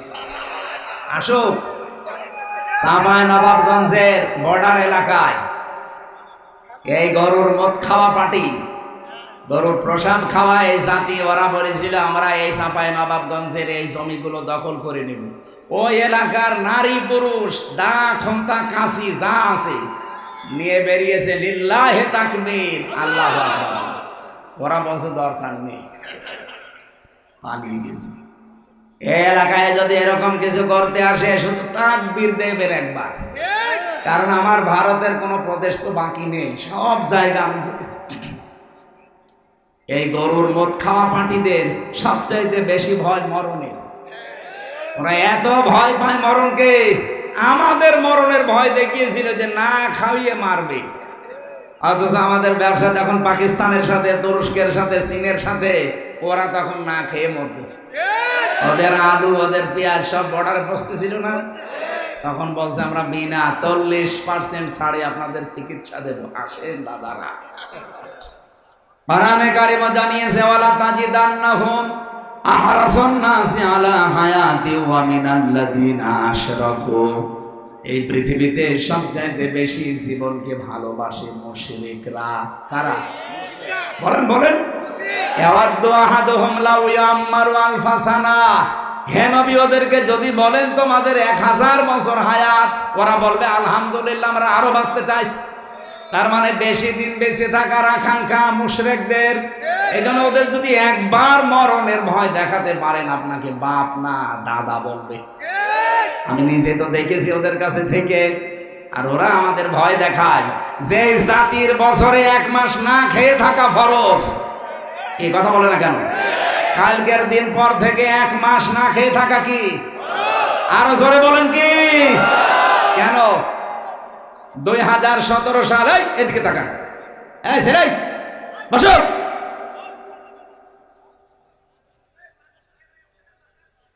এইদিকে তাকান, গুরুত্বপূর্ণ একটা তথ্য আছে এখানে। 2017 সাল জাপানের একজন বিজ্ঞানী, চিকিৎসা বিজ্ঞানী ইউসা নরি ওসামি, নাম উচ্চারণ করা সাথে কঠিন। এই বিজ্ঞানী গবেষণা চালিয়েছে একাধারে মানব দেহের ভেতরে, পুরা শরীরের ভেতরে গবেষণা চালিয়ে উনি কোষ পেয়েছে 2 কোটি। কত? 2 কোটি। 2 কোটি কোষ পেয়েছে। চিন্তা করছে কোষগুলোর কাজ কি দেখি। পরবর্তীতে ওনাকে এই তামাম দুনিয়ায় যে নোবেল প্রাইজ দেয়, উনি একটা নোবেল পেয়েছি ডক্টর ইউনূসের মতো। চিকিৎসা বিজ্ঞানের উপরে নোবেল প্রাইজ এমনি দেয়নি তারে, সে 2 কোটি এই যে অটোফেজি নামে একটা জিনিস আবিষ্কার করেছে। অটোফেজির মানে হচ্ছে আমাদের শরীরে 2 কোটির উপরে কোষ পাওয়া যায়, কিন্তু একাধারে যদি কেউ 12 মাস খাবার খেতেই থাকে তাহলে ওই কোষের পাশে আরো নতুন নতুন কিছু কোষ তৈরি হয়।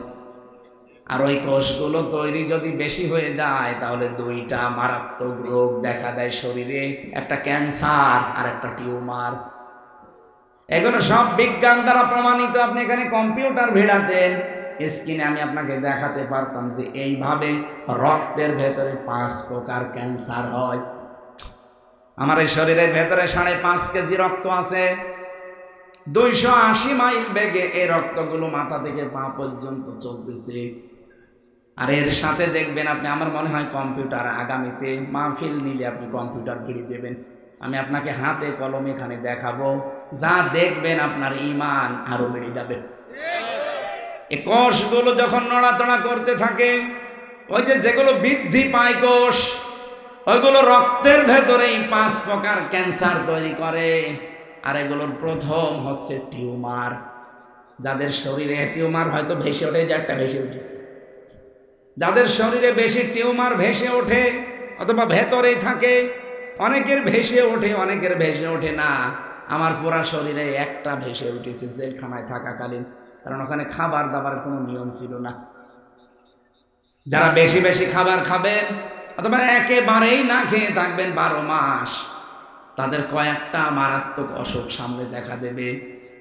উনি চিন্তা করেন এই কোষগুলো যেহেতু টিউমার আর ক্যান্সার তৈরি করে, এটা থেকে মুক্ত হওয়ার কোনো পদ্ধতি আমি আবিষ্কার করব। তখন 4,500 ধর্মীয় গ্রন্থ এক জায়গায় করেছেন। 4,500 ধর্মীয় গ্রন্থের ভেতরে দেখে কোনো তথ্য পাওয়া যায় কিনা এই কোষ সম্পর্কে। সর্বশেষ তিনি মুসলমানদের ধর্মীয় কিতাব কোরআনে কারিমে এই কোষ সম্পর্কে তথ্য পেয়েছেন যে 29 থেকে 30 দিন একাধারে যদি দিনের বেলায় কেউ না খেয়ে থাকতে পারে, কতদিন? 29 থেকে 30 দিন একাধারে যদি কেউ না খেয়ে থাকতে পারে, আল্লাহর দেওয়া ওই যে কোষ 2 কোটি, ওর ওপরে যেগুলো বাড়িয়ে বৃদ্ধি হয়েছে আপনার ক্যান্সার আর টিউমার তৈরি হতে পারে, এই আসল কোষগুলো ওই বৃদ্ধি হওয়া কোষে 30 দিনে পুরাটা খেয়ে নিঃশেষ করে ফেলে। কোরআনে কারিমের কাছে এই তথ্য পেয়ে তিনি আশ্চর্য হলেন। বিশ্বের মুসলমানদেরকে আহ্বান করলেন, দেখো আমি 13 বছর একাধারে গবেষণা চালিয়ে আমি এই তথ্যটা পেয়েছি, অথচ তোমাদের আল্লাহর কোরআনে, তোমাদের যে ধর্মীয় গ্রন্থ এই কোরআনে তথ্যটা 1500 বছর আগেই দেওয়া আছে। আল্লাহ রাব্বুল আলামিন যে আয়াতটা পড়েছে একেবারে শেষে, এই আয়াতের তথ্য তিনি দিয়েছেন, ওয়া তাসামু খায়রুল লাকুম ইন কুনতুম তা'লামুন। যদি তোমরা রোজা রাখতে পারো তোমাদের উপকার আছে। আমি পড়া কোরআন শরীফ গবেষণা করে পেয়েছি, রোজা রাখলে 27টা উপকার হয়। কয়টা?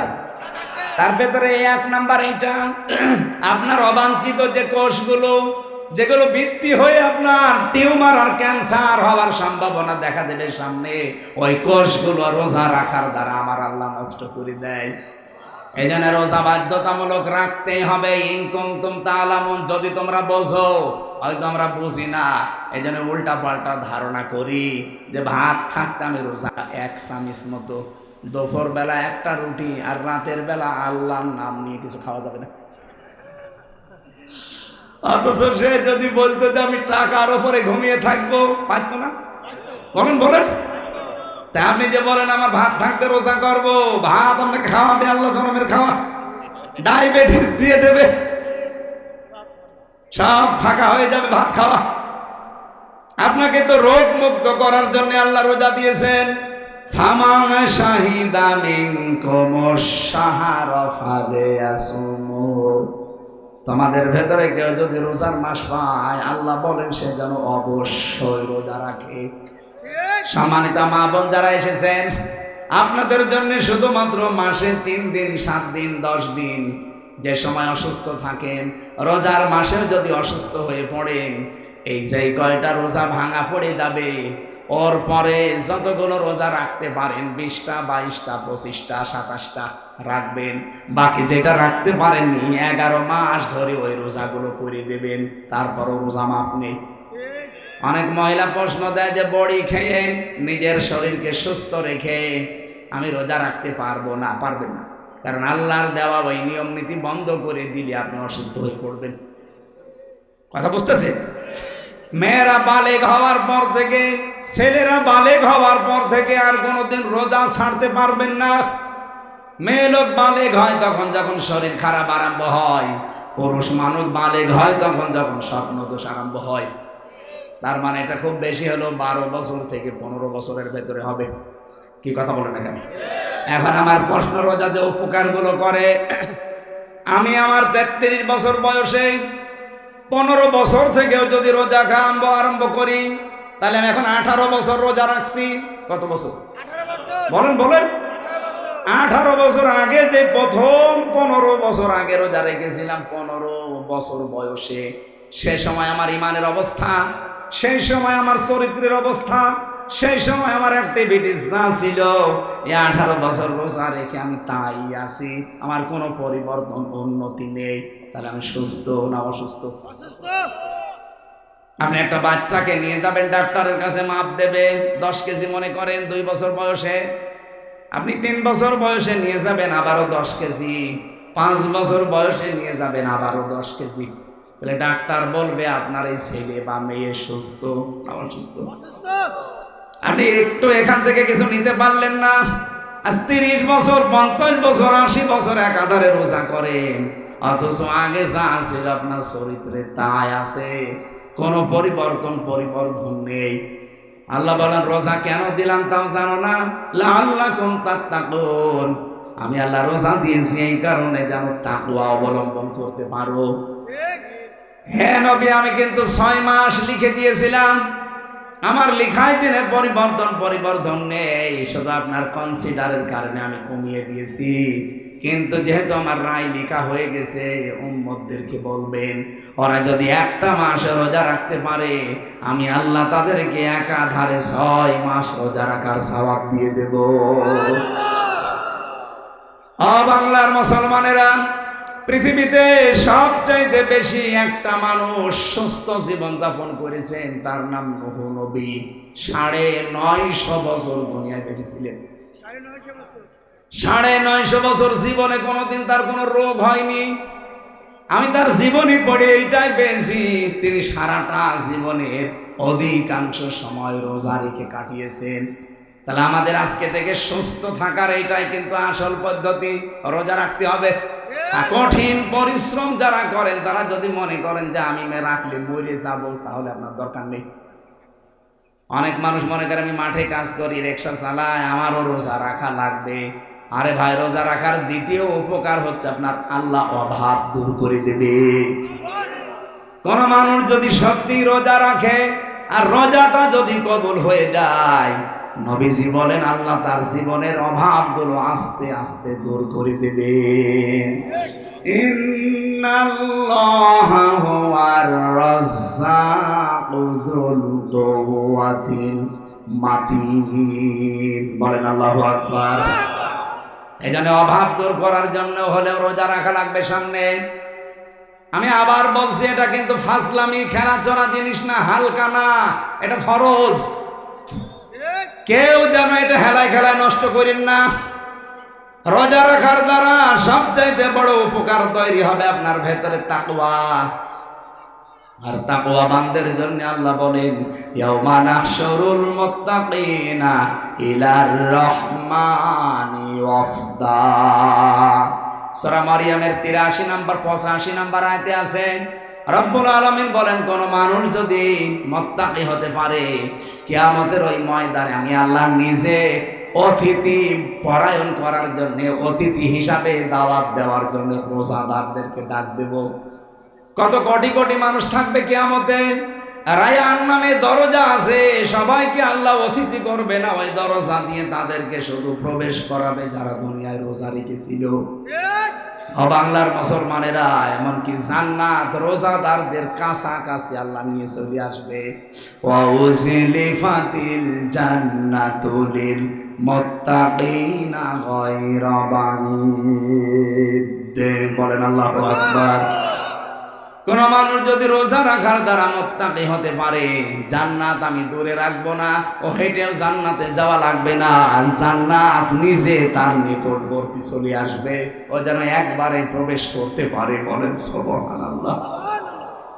ওমাই ইয়াত্তাকিল্লাহা ইয়াজআল লাহু মাখরাজান ওয়া ইয়ারযুকহু মিন হাইসু লা ইয়াহতাসিব। এই পৃথিবীতে কোন মানুষ যদি রোজা রাখার দ্বারা তাকওয়া অবলম্বন করে, আমি আল্লাহ পাক বলছি, ওর জীবনের যত সমস্যা আছে, ও যদি বিপদেও পড়ে যায়, আমি আল্লাহ এমন একটা রাস্তা তৈরি করে দেব, ওর ধারণাও ছিল না যে রাস্তা থেকে বাঁচা যায়। যারা আমাদের জীবনের সমস্যার কোনো শেষ আছে? বলেন বলেন। আপনি যে বেঁচে আছেন এটা কিন্তু একটা আশ্চর্য বিষয়। মানুষ মরে যাবে এটা স্বাভাবিক, কারণ এই যে 24 ঘন্টা শ্বাস প্রশ্বাস চলছে। আমি সেদিন একটা হিসাব দেখলাম, এই এদিকে তাকান, একটা হিসাব দেখলাম, একটা মানুষ 24টা ঘন্টায় কমপক্ষে 16 কেজি করে অক্সিজেন নেয়। 1 কেজি অক্সিজেন যদি কিনে বেঁচে থাকা লাগে, কমপক্ষে 62,000 টাকা লাগবে। 62,000 টাকা আপনার লাগবে 1 কেজিতে। যদি রিফাইন করে আপনার ভেতরে ঢোকানো লাগে, প্রতিদিন আপনি নিচ্ছেন কত কেজি? 16 কেজি। আপনি 62-16 হিসাব করে দেখেন, জমি জায়গা বন্ধক দিয়ে আপনার নিজেরও বিক্রি করা লাগবে। রব্বুল আলামিন বলেন, আমি যে বিশাল দয়াটা করলাম, কোনদিন তোর কাছে আমি বিলের কাগজ পাঠাইনি যে আমার টাকা দেওয়া লাগবে। এখানে মানুষ আমরা যে বেঁচে আছি এটা একটা আশ্চর্য বিষয়, মানুষ মরে যাবে এটা স্বাভাবিক বিষয়। কথা বলেন না কেন? আমরা মরে যেতেই পারি, এইটাই স্বাভাবিক। এই যে আমি এখন শ্বাস উপরে নিলাম, ভেতরে যদি আর না যায় আমি পটল তুলব, আমার জীবনের কোনো গ্যারান্টি নেই। এরকম একটা কসুর পাতায় পানি, তাও তো একটা স্থায়িত্ব আছে। আর আমি এমন জীবন নিয়ে দুনিয়ায় বাস করছি যার 1 সেকেন্ডেরও গ্যারান্টি। সুতরাং এরকম জীবনের উপরে ভরসা করে কাকে রাজি খুশি করতে চান আপনি? এ বাংলাদেশে বহু পাগল এমন আছি আমরা, নিজের স্ত্রী, মা বাবা, সন্তানাদি এদের খুশির জন্যে, এদেরকে আনন্দে শান্তিতে রাখার জন্যে হাজারো মানুষ বাম হাতের ইনকাম করে। কথা বলেন, কথা বলেন। আপনি কার জন্য করছেন বিবেকের কাছে প্রশ্ন করেন তো, এখন উঠতে পারলেন না। এদের যেটা ভেতরে গেছে শ্বাস, যদি আর বের না হয় আপনি মরে যাবেন, এটাই ফাইনাল, মরে যাবেন। মরে যাওয়ার পরে আপনাকে আমি বাড়িতে নিয়ে গেলাম, আমার সামনে কোরআন শরীফ, আমি কোরআন হাতে নিয়ে বলতে পারি আপনার বউ আপনাকে ভালোবাসে, আমিও জানি, কিন্তু কখনো আপনার বউ আপনাকে আর রাতের বেলা একা পাহারা দেবে না। বলবেন না, জিন আসতে পারে। সকালবেলা হলেই তাড়াতাড়ি বলবে কে মাটির নিচে দিয়ে দাও, কারণ বাড়িতে রাখলে আজরাইল বাড়ি চিনে ফেলবে। মাটির নিচে দিয়ে দিয়ে শেষ না, দেখবেন দেওয়ার পরে 2-3 দিন কান্নাকাটি করবে, খাবার দাবার বন্ধ হয়ে যাবে, 6-7 দিন একেবারে পাগলের মতো চলবে, 40 দিন পরে ঠিক স্বাভাবিক জীবনযাপন আবার আরম্ভ হয়ে যাবে। আমি কি বেশি বলছি? হ্যাঁ বলেন বলেন। 4 মাস 10 দিন পর ঠিক তার মা আর বাবা, আমার মা বাবার কাছে এসে বলবে, বিয়াই আর কতদিন, ছেলে তো মরেই গেছে, দেন আমার মেয়ে দেন, আমি অন্য জায়গায় বিয়ে দেব। ঠিক বিয়ে দিয়ে দেবে আর এক জায়গায়। কথা বলে না কেন? মাত্র 3-4 দিন যদি সংসার সেই জামাইয়ের সাথে করে, বলেন তো 3-4 দিন পরে ঠিক ওই ম্যাডাম আমার শ্বশুরের কাছে কল দিয়ে বলবে, আব্বা হামজা তো আর কি ছিল, এ জামাই তার সাথে 100 গুণ ভালো। এটা দুনিয়া, এটা কি দুনিয়া? সুতরাং এইটার পেছনে পড়ে আপনি কার জন্য আনন্দ ফুর্তি, কার জন্য সুখে শান্তিতে থাকার জন্য অবৈধ ইনকাম করেন বলেন? আপনাকে তো রোজাই এইটা শেখাতে এসেছে যে থামো, সতর্ক হও, নিজের জীবন সম্পর্কে সতর্কতা অবলম্বন করো। কারণ 1 সেকেন্ডের যখন গ্যারান্টি তোমার হাতে নেই, কারো উপরে ভরসা করে কোনো লাভ নেই। নিজের আখেরাত আগে নিজে তৈরি করো। আমি একা একা থাকলে আমার মনের ভেতরে এই টেনশনটা বেশি আছে, আর জেলখানায় 3টা বছর এটা আরো পরিষ্কার বেশি হয়েছে যে পৃথিবীতে সব ধোঁকা, কেউ কারো না। এই জন্য আমি আর পাগলামি যেন না করি। কার জন্য আমি করব? যার জন্য করছি সেই তো আমার আপন না। আমার কবরে যাবার পর আমার এই যে ফেরেশতা বাটাম দেবে, ও বাটাম কেউ নেবে? আমার বউ নিতে পারে? আপনি আজকে এই বউকে জিজ্ঞাসা করেন, তোমার জন্য আমি কিন্তু বাম হাতের ইনকাম করি, হালাল হারাম বাসি না, তুমি যেটা আরামে থাকো, শান্তিতে থাকো, সুখে থাকো, এই জন্যে। কিন্তু আমি যে অপরাধ করার কারণে গোনা হয়, এই গোনায় একটু তুমি ভাগ নিতে পারবা? বউ আপনাকে ধমক দিয়ে বলবে, আপনি কথা বললেন, বিয়ে করেছেন, খাবার আপনি দেবেন, চুরি করে দেবেন, কি জিকির করে দেবেন, ওটা আপনার ব্যাপার। আপনার একটা গোনার ভাগ আমি নিতে রাজি। এই জন্য রমজান আমাদেরকে সতর্কতা শিখাতে এসেছে, আল্লাহ কুম তাত্তাকুন, আমরা যেন সতর্ক হই, আমরা যেন এই মুহূর্তে থেমে যাই। জীবন চলার গতি থামিয়ে দিতে হবে। 2 নম্বরে বলেছিলাম, 6 ফরজের বড় ফরজ অল ফুরকান। আল্লাহ বলেন, রমজানে আমি তোমাদের ফুরকান দিয়েছি। ফুরকান মানে কি? ফুরকান মানে সত্য মিথ্যার পার্থক্যকারী কিতাব।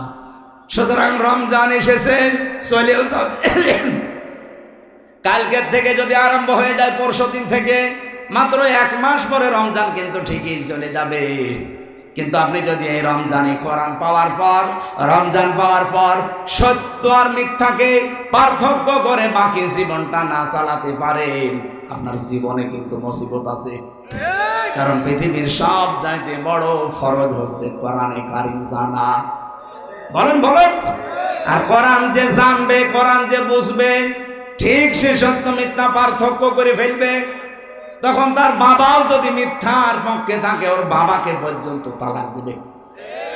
এই কথা বলে না কেন?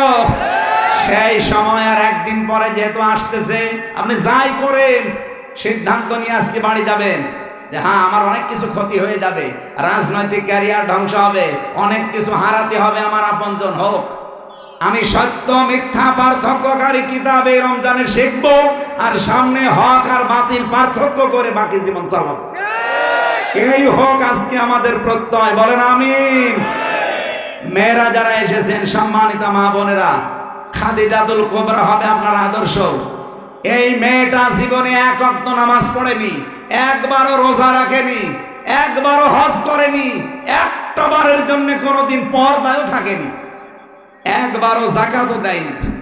এরপরও আল্লাহ তাকে জান্নাতে ঘর বানিয়ে সালাম পাঠিয়ে বলেছে, জান্নাতে একটা ঘর বানালাম খাদিজার জন্য।